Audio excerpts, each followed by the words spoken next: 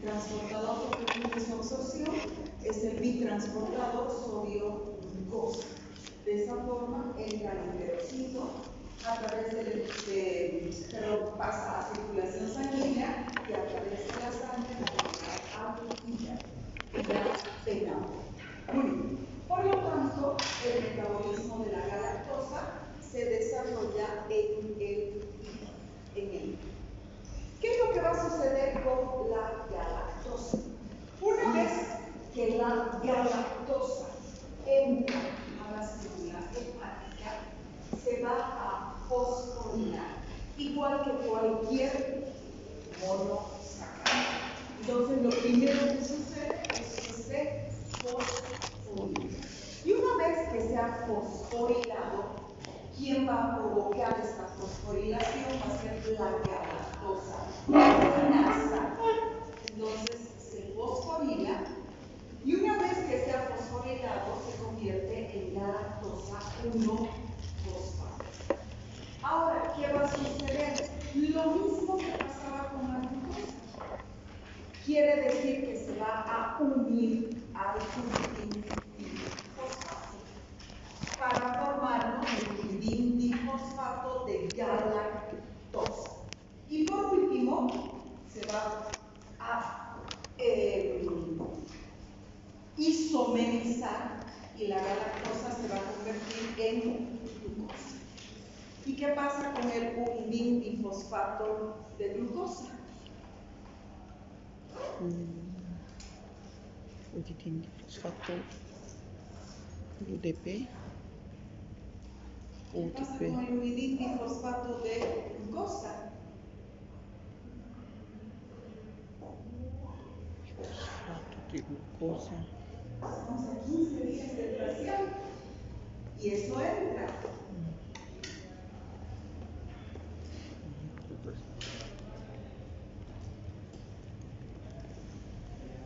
Buen día.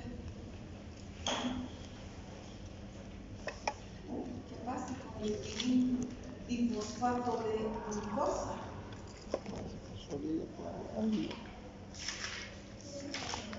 ¿Perdón?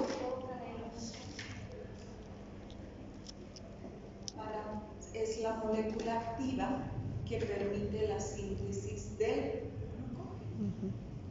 Son las moléculas que van a elongar la cadena, van a alargar la cadena a través de enlaces alfa 1.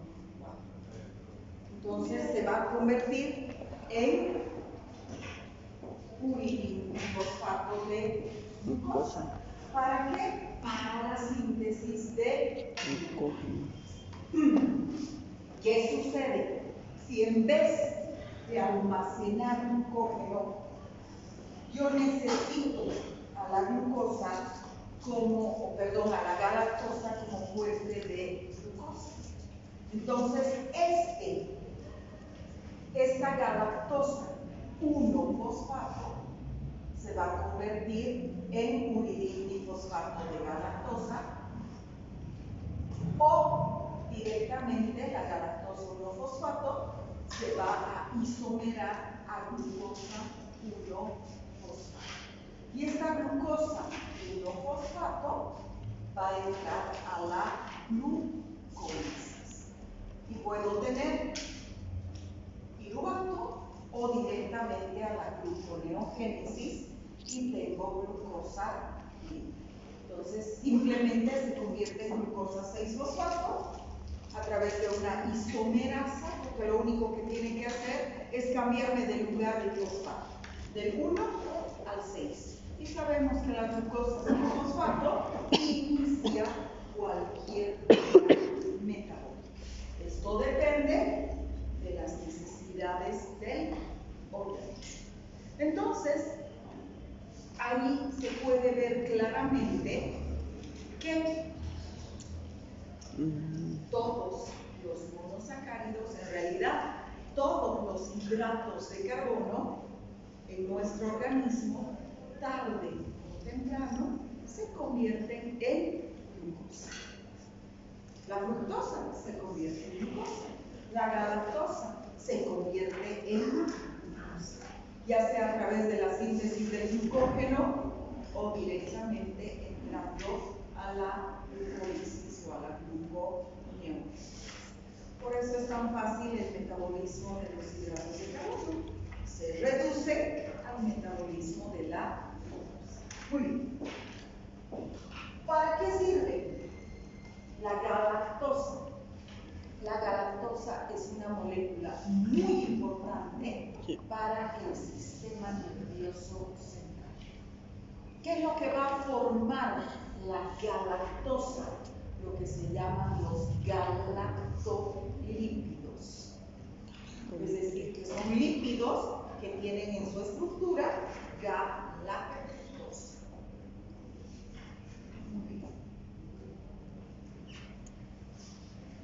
Alteraciones en el metabolismo de la galactosa. Son errores congénitos del metabolismo de la galactosa y se conoce como galactosemias.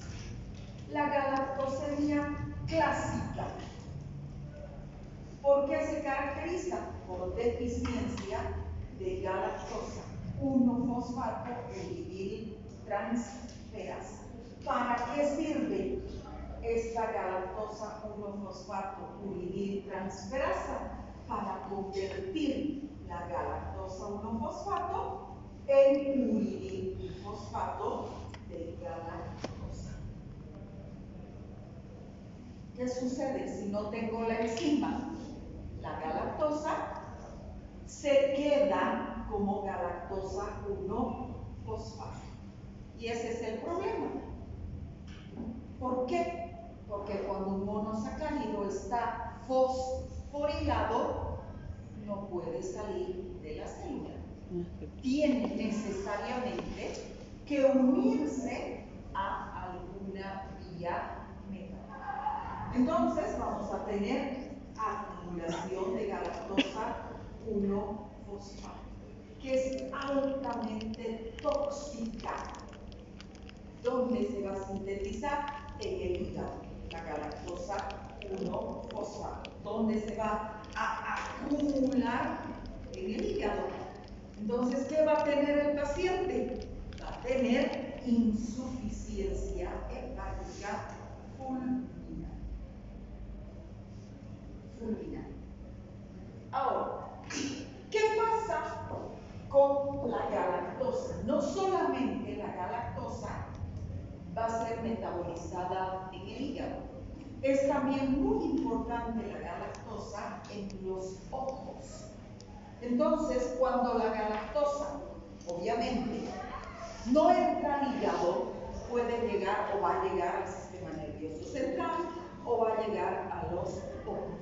¿Y qué es lo que va a suceder? La galactosa puede en los ojos, porque no hay la enzima, puede en vez de fosforilarse, la galactosa puede reducirse. ¿Por qué? Porque tiene un grupo carbonilo. ¿Y qué sucede con este grupo carbonilo? Este carbonilo puede reducirse. Obviamente que necesito nada para que se oxide. ¿Sí? Entonces, ¿a qué se va a reducir el carbonilo? ¿A qué? A galactito. No, es un aldehído. Los aldehídos, ¿a qué se reducen? Ácido carbónico. Ácido carbónico. Se oxidan a ácidos carboxílicos. ¿Sí? Los aldehídos se oxidan a ácidos. ¿Pero a qué se reducen? Y los aldehídos tenemos dos representantes, aldehídos y cetonas. Entonces, el aldehído, ¿a qué se reduce? Hemos visto varias veces y hemos repetido cuando hemos hablado de azúcares derivados. Hemos hablado de azúcares ácidos, hemos hablado de estos otros, hemos hablado de azúcares aminados, hemos hablado de desoxiazúcares. ¿A qué se reduce, chicos, el aldehído? Alcohol. A alcohol. ¿Y qué es lo que se va a formar? Galactitiol. Se va a formar el galactitol, ¿sí? O galactitiol. Toda terminación ol significa alcohol. Entonces la galactosa se reduce a galactitol y vamos a tener cataratas. Entonces, cataratas precoces por acumulación de galactitol en el cristalino o galactitiol. ¿Sí? Entonces vamos a tener esta molécula en el cristalino. Lo mismo va a suceder si me falta la galactosinasa. ¿Quién recuerda para qué sirve la glucosinasa? Glucosinasa. Creo que Eso era no para pueden olvidarse. glucosinasa era ¿Para qué sirve la glucosinasa? Que le hemos repetido en todas las vías metabólicas de la glucosa. Fosforilar la glucosa y convertirla en glucosa 6-fosfato. Hemos hablado el martes de una fructosinasa y ahora estamos hablando de una galactosinasa. ¿Qué hacen todas ellas? Fosforilan los monosacáridos. Entonces, ¿qué sucede si hay deficiencia de galactosinasa? Lo que se va a acumular es galactosa. Y en el ojo, a nivel del cristalino, esta galactosa, igual que aquí, se va a reducir a alcohol. Y vamos a tener el galactitol. Entonces aquí se va a formar esta molécula. La misma de aquí. ¿Cuál es el problema? Cataratas. Manifestación predominante, cataratas congénitas. ¿Y por qué no va a haber afectación hepática? Porque la galactosa, al no poder fosforilarse, no entra a la célula. Se sale de la célula hepática. Entonces, no va a haber un acúmulo de la galactosa en el hígado. Y por último, la deficiencia de la isomerasa, que en este caso se llama epimerasas. Ya habíamos visto que las epimerasas son un tipo de isomerasas. ¿Qué va a hacer esta epimerasa? Lo que va a hacer es convertir el uridindifosfato de galactosa en uridindifosfato de glucosa. Actúa aquí. Uridindifosfato de galactosa se convierte en uridindifosfato de glucosa. Entonces, si no tengo esa enzima, ¿qué va a suceder? Se va a acumular el uridindifosfato de galactosa. Está fosforilada. Por lo tanto, no puede salir de la célula. Se va a acumular en el hígado y vamos a tener las mismas manifestaciones hepáticas que la deficiencia de galactosa 1-fosfato uridiltransferasa, es decir, insuficiencia hepática fulminante. En las formas graves, los síntomas son semejantes a la galactosemia clásica. No se olviden que estoy diciendo deficiencias enzimáticas. No son ausencias enzimáticas. Entonces, depende qué cantidad de enzima está disminuida. ¿Cuánto de esta enzima está disminuida? Muy bien. Y por último, el metabolismo de la lactosa. ¿Qué sucede con la lactosa? La lactosa, para poder ser absorbida, tiene que ser hidrolizada. ¿Dónde se produce la hidrólisis de la lactosa? Ya hemos visto el primer tema de hidratos de carbono. ¿Dónde se produce la hidrólisis de la lactosa?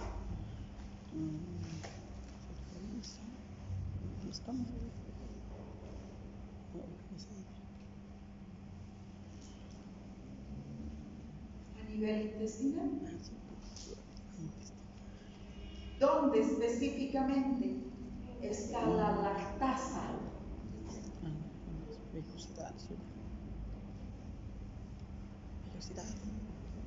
En las células del borde cepillo. ¿Qué sucede? Hemos dicho que nosotros, los seres humanos, al estar formando parte del grupo más grande, que es el de los mamíferos, tenemos lactasa.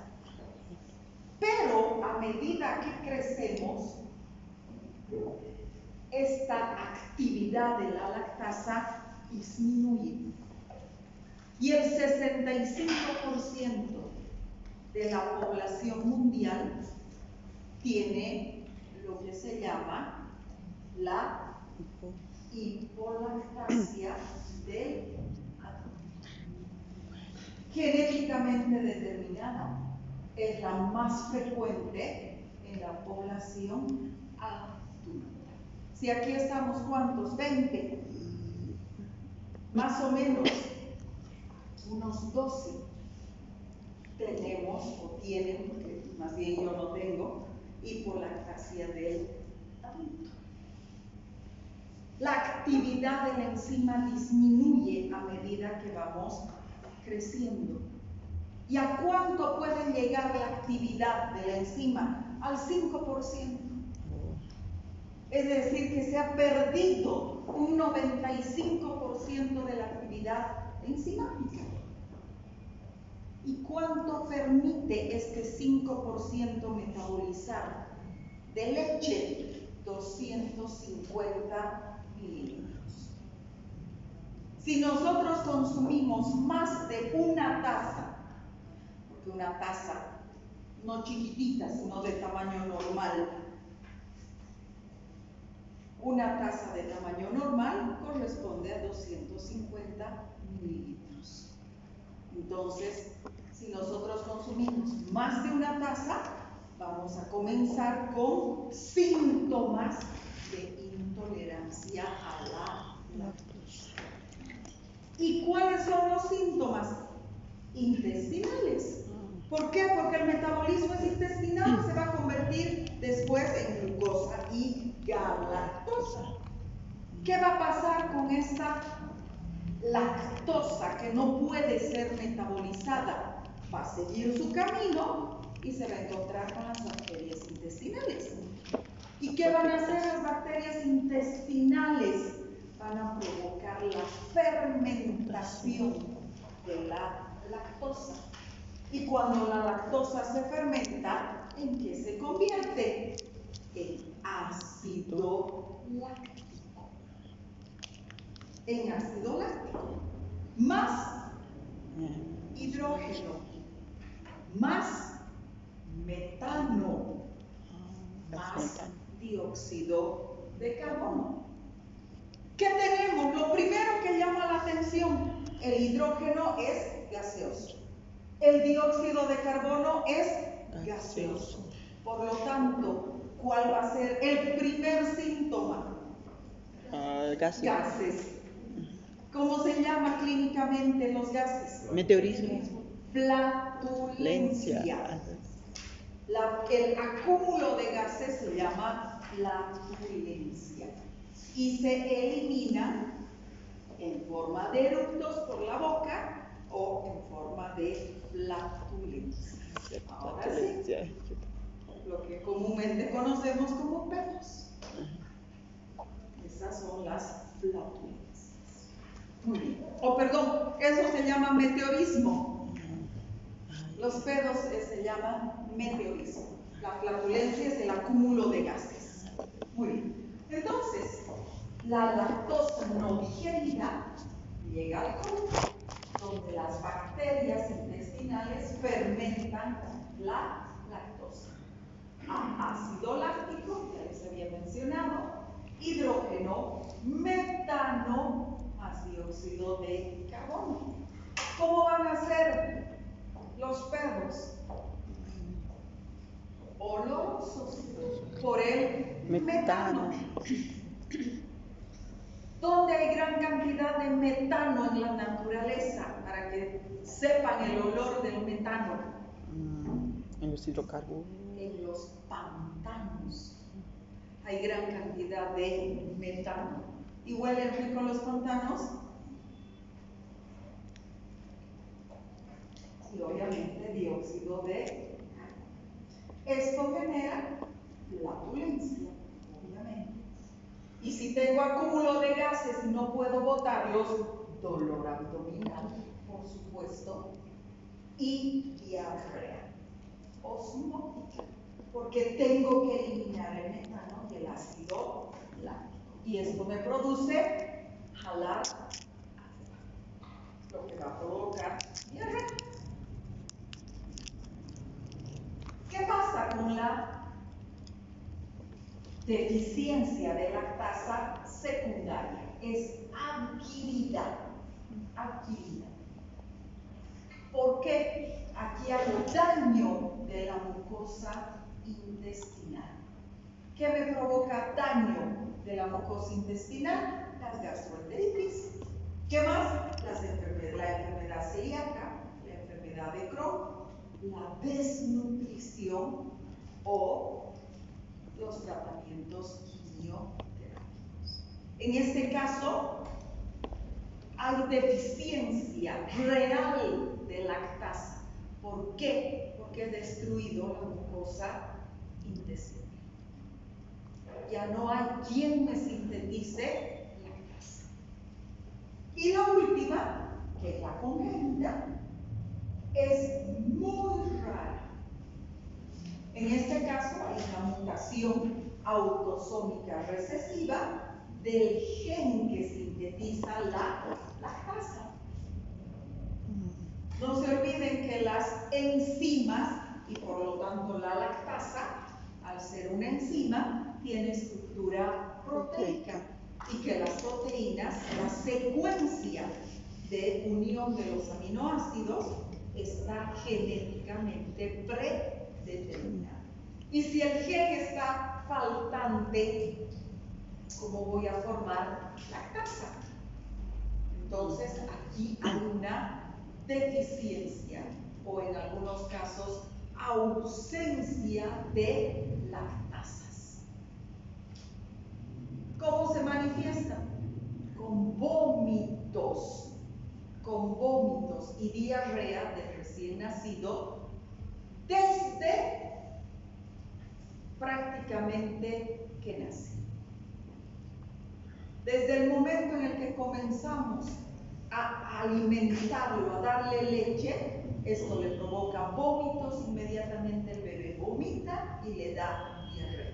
Obviamente no se va a formar ácido láctico, no se va a formar metano, no se va a formar dióxido de carbono. ¿Por qué? Porque el bebé no tiene flora. Porque el bebé no tiene bacterias. Entonces se va a eliminar directamente la lactosa. ¿Sí? Entonces hay una ausencia total de la actividad desde el nacimiento. ¿Qué voy a hacer? ¿Cuál es el tratamiento de la intolerancia a la lactosa? Creo que hay que inyectarlo todo. ¿Puedes consumir productos deslactosados? Correcto. Es dietético, consumiendo productos deslactosados. ¿Y ustedes saben qué es la leche deslactosada?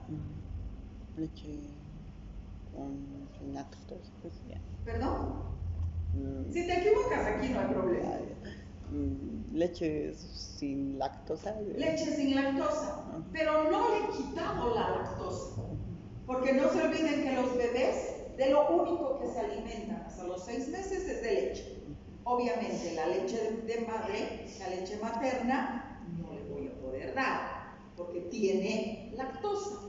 Entonces vamos a tener que alimentar a este bebé con leche de fórmula, lo que se llama leche deslactosada. En realidad no le quito la lactosa, sino que a esta leche le pongo, le aumento, ¿qué? Le aumenta La lactasa. Ah, Le ponemos la enzima. Entonces ya no tiene lactosa. ¿Qué tiene? Glucosa y galactosa. ¿Perdón? Es dulce la leche. Es dulce. ¿Por qué? Porque ya hemos roto ese enlace beta.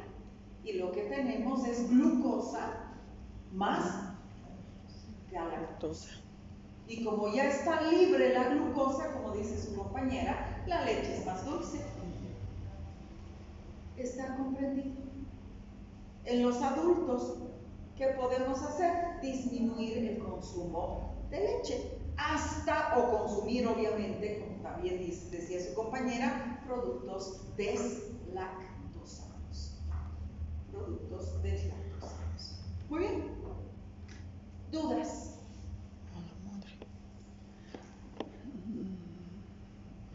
Con esto hemos terminado todo lo que corresponde al metabolismo de los hidratos de carbono. ¿Qué nos falta? La regulación. Y cuando hablamos de regulación, aquí tenemos dos alteraciones.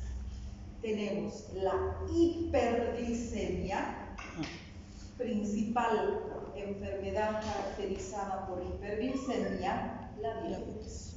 Pero podemos tener lo contrario, hipoglicemia. Un gran problema, sobre todo en los pacientes diabéticos y en los recién nacidos. Sobre todo. ¿Por qué? Porque ¿a quién afecta la hipoglicemia? Directamente al sistema nervioso. Y el paciente se desmaya. Y si no le damos glucosa, entra en coma hipoglicémico y finalmente fallece. ¿Por qué? ¿Por qué es tan importante la hipoglicemia? Porque de 70, facilito, si llega a 50, comenzamos a tener síntomas.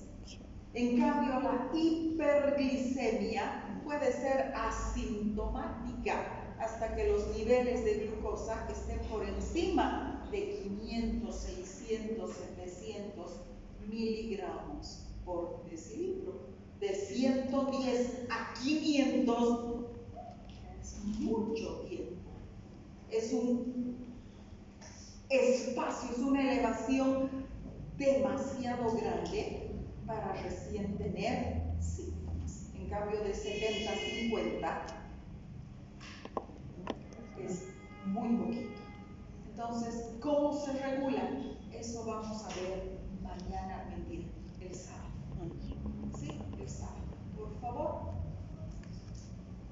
Mañana hay suspensión. ¿Alguno de ustedes tiene práctica conmigo el viernes? ¿Ninguno? Muy bien.